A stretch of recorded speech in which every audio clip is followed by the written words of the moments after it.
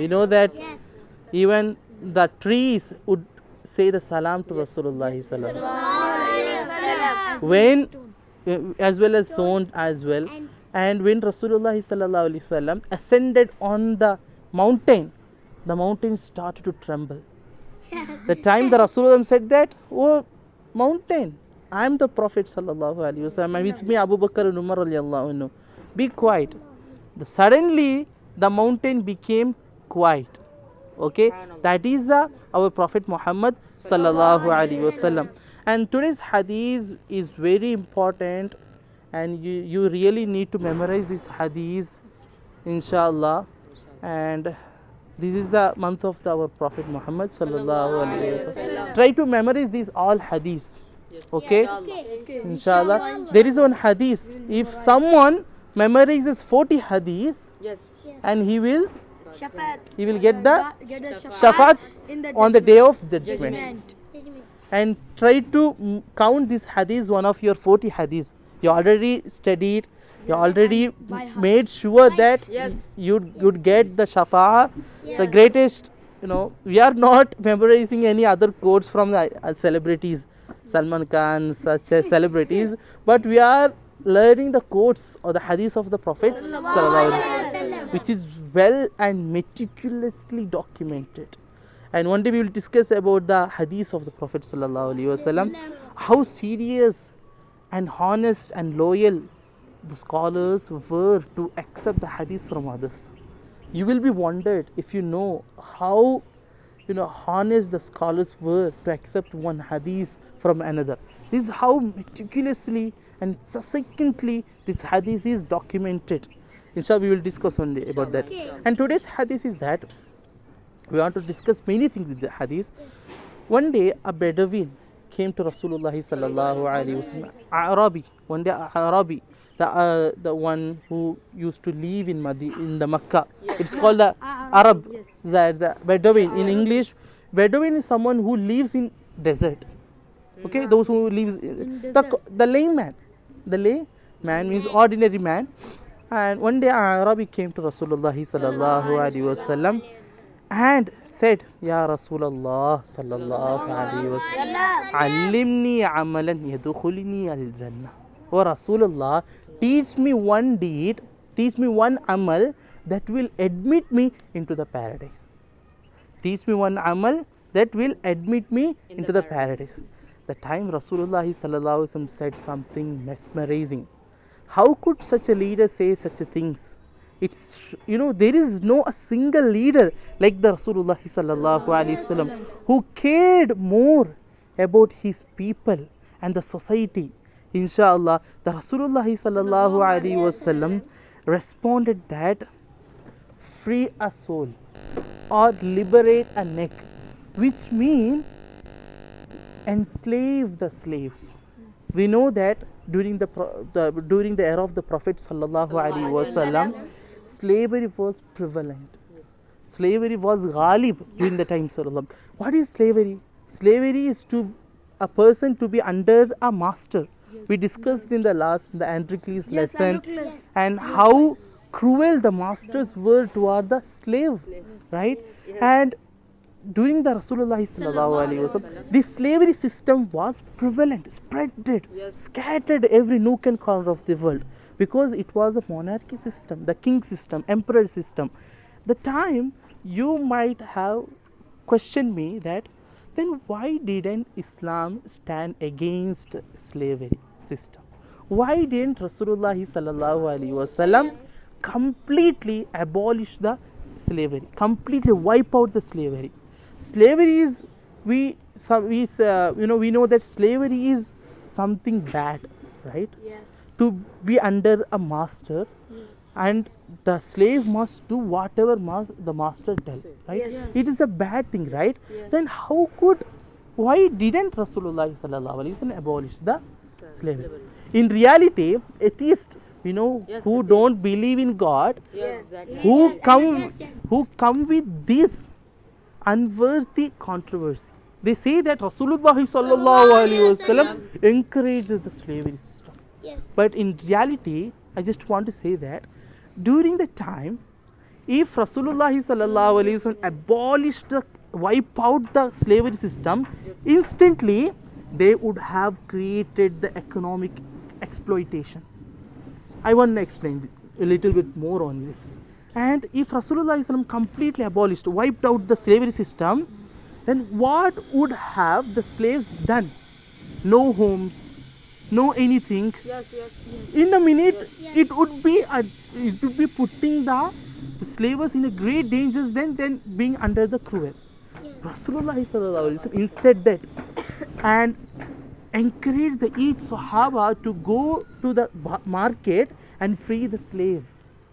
And Islam used some tactics. Islam used that, and as a kafara, if someone did commit any sin, as a kafara means atonement or the expiation to the freeing the slave. To the gradual process, Rasulullah sallallahu alaihi wasallam suggested the gradual process, step by step. And slavery, a person can be a slave of another person through force, then buying in the market. But the Islam did not encourage to do so, but Islam confined the slavery. How? Through captives in the war. Those who became prisoners in the war, they only be a slave in the next, right? The Islam confined the slavery into only that. Then Rasulullah sallallahu alaihi wasallam encouraged the Sahaba to go and free the slaves. At the same time, if you read the history of Roman Empire and the Roman Empire, you will get to know how cruel were the masters to their slaves, right? They would starve them. They would beat them cruelly and brutally. But Rasulullah said that to the Muslims, don't discriminate between you and your slave. Don't discriminate. If you buy a new cloth, buy a cloth for your slave. If you eat something and accompany with him and give him the same food, Rasulullah never said to do the discrimination. This is how the Rasulullah is. I want to say that students, prior to the Rasulullah sallallahu alaihi wasallam, there wasn't a single person who stood against the slavery like the Prophet sallallahu alaihi wasallam. He's the real hero, and he was something special, more than a bashar. Antal bashar la kal bashar. And he was the bashar, he was a man, but not like the man. We have the rocks. The Yaqut is a rocks, one of the stones. But this is a stone, but not like the other stones. It's something Yaqut, something special. Like that, Rasulullah sallallahu alaihi wasallam was a man, not like other man.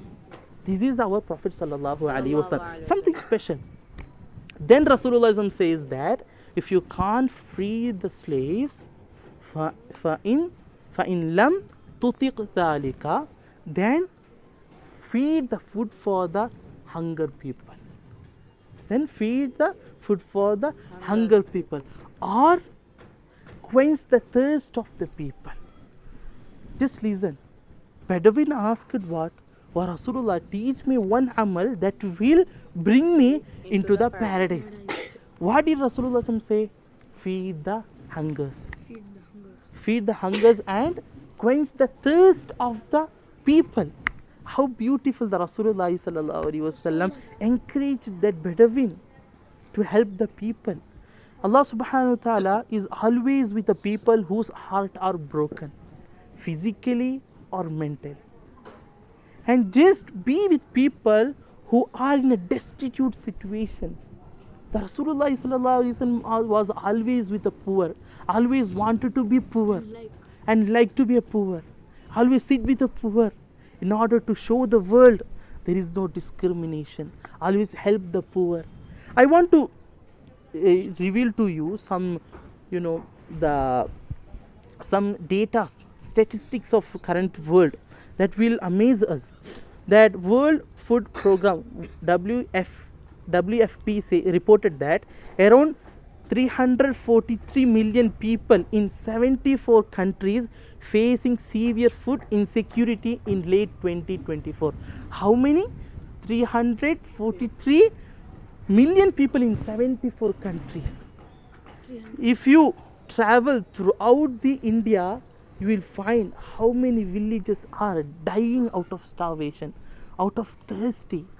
This is why the NGOs under the Markaz Saqafat Sunya, such as Sidra Foundations and Quest Foundations, some other NGOs who are busy in feeding the food for the poor, feeding food for the hunger peoples through many, through many ways, and they are digging the well for others to quench the thirst of the people. And go and help these NGOs. They are doing for the society what Rasulullah sallallahu alaihi wasallam taught us. And you can be part of this by supporting those NGOs. And go and tell your friends and all to support such NGOs who feed the food, who feed the hungers, who quench the thirst for others, digging the wells and some bore wells, right? And in a country wise, we can say that based on the latest data, Sudan, approximately 26.6 million people facing extreme hunger. And we know the rich people, aristocrats, they are enjoying their life. We are wasting the food in abundance. We are just forget these people, right? And we are, this is just think of our Prophet sallallahu alaihi wasallam. Second, Yemen, one of the Muslim countries, and around 17 million people experiencing severe hunger. Then Afghanistan, around 12 to 14 million people extremely hungry, driven by the prolonged conflict and drought and economic collapse. And Somalia, over 6 million people are facing the severe hunger and thirsty.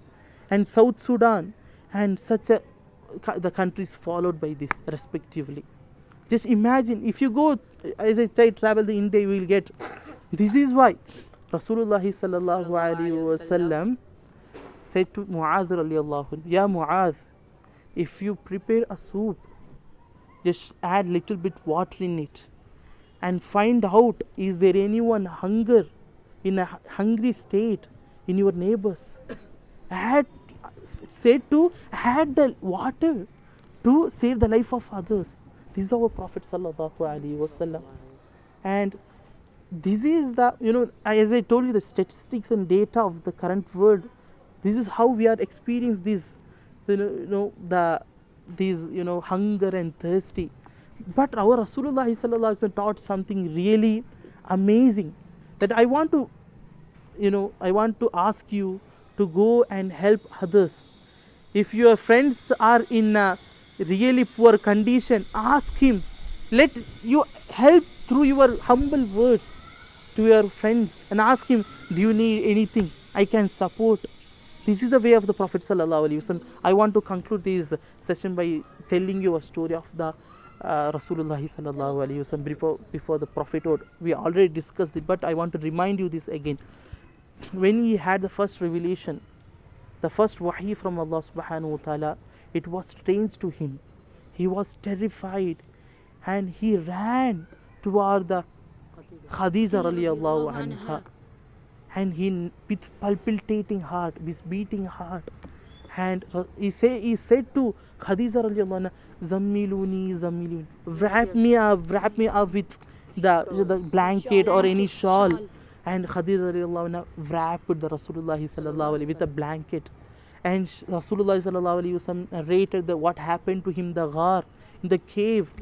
The time, the way our Khadija radiallahu anha spelled the historical words that, O Rasul, Allah will never disgrace you because you help others, you maintain the kinship bond, you host the guest, then you being part of the people who are in critical conditions, and you help the poor. These are the words spelled by the Khadija radiallahu anha in order to comfort the Rasulullah sallallahu alaihi wasallam.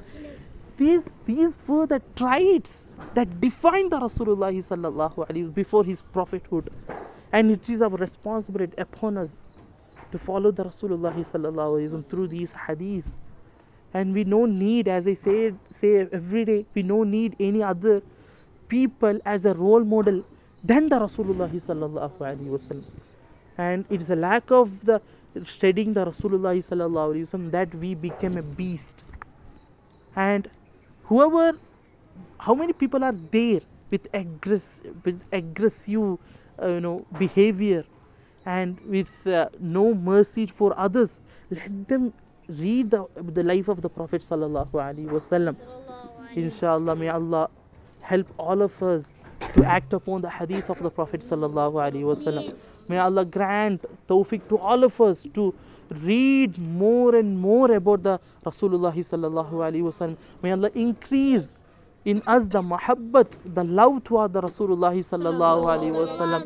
May Allah grant tawfiq to have the blessed to see the Rasulullah sallallahu alaihi wasallam in both in dream and in physically.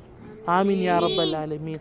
And may Allah accept our majalis every day, not to make confined to the any videos. May Allah bring it in the fruits, inshallah. By saying this, I conclude here. Wa akhrudan alhamdulillah rabbil alamin. Assalamu alaikum wa rahmatullahi ta'ala wa barakatuh.